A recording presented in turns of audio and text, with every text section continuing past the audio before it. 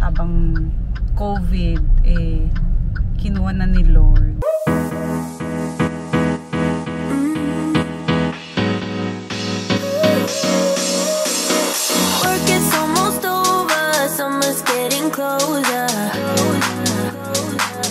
Show me which one you want. This. Wow.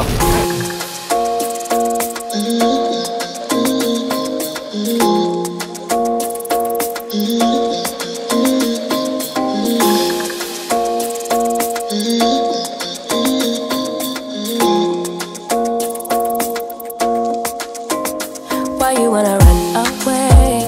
Why you gotta be afraid? I wish I could make you stay, cause baby I love you. Why you tryna break us up when I'm tryna build it up? I wish I could make you stop, cause baby I love you.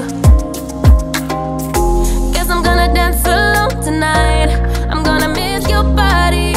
You know I can never get it right without you, no. I don't wanna step into the light if I don't get you, shawty.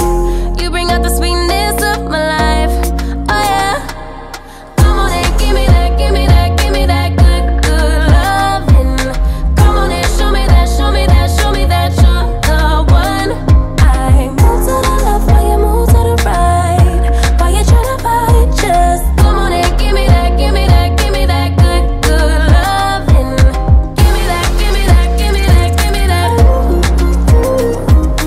Give me that, give me that. Tapos na ang interview namin with Miss Bernadette Sembrano. Ayan, and ako naman ngayon ay merong derma sessions. Naisingit ko pa kasi wala naman ako masyadong gagawin today. Magpapaderma na ako ngayon kasi wala namang work na tomorrow. Ito na lang yung oras na pwede kong magawa. Kaya yun, naantay ko yung kapatid ko kasi si Andy kasama ngayon ni Mimi, nagsaswimming sila.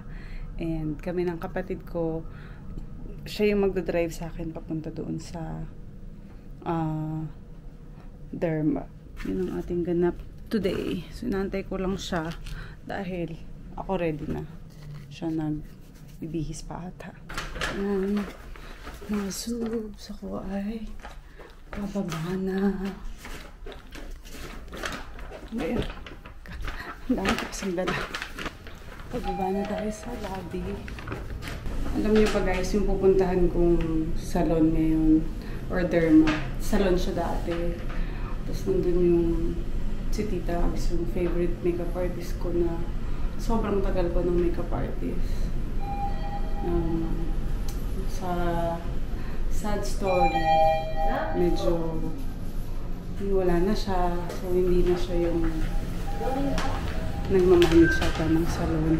Ayun, naputol yung vlog ko kanina kasi biglang may music, so pinatay ko.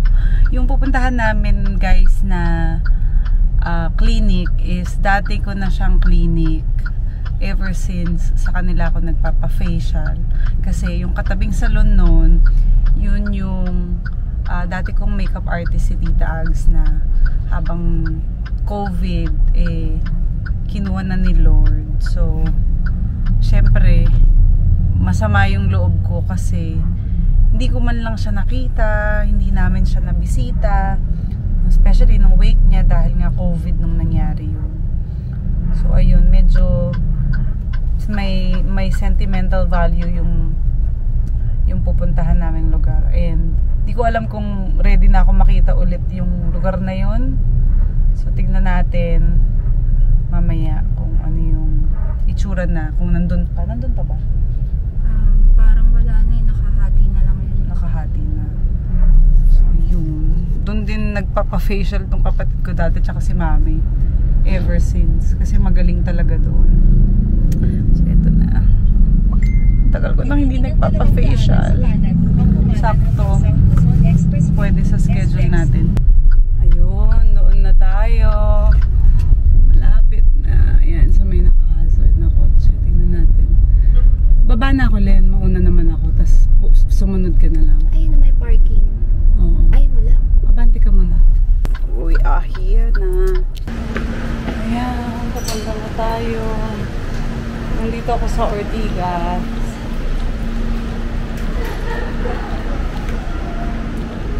May 7-Eleven din dito. Oh, alam niyo ba, lagi ako dito dati. Dito ako tumatambay. Wala na yung salon.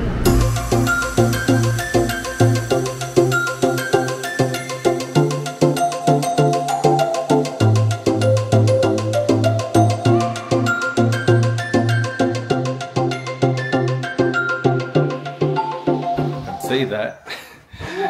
So guys, actually there was no plans after the interview with Miss Bernadette.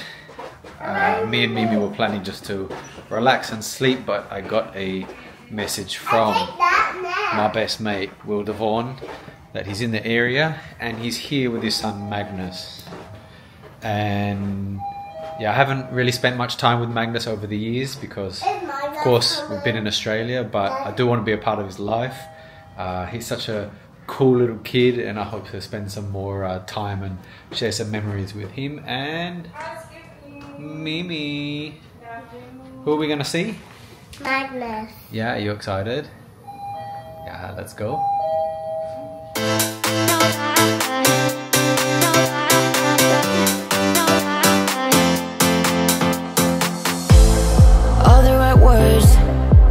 From your mouth, holding me tight, saying I'm all yours, but I'm feeling my gut. It doesn't feel right. I see in your eyes. Tell me no lie, lie, lie, lie, lie.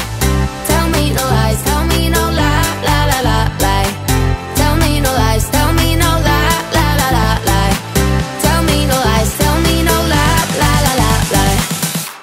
Let's talk about your ex.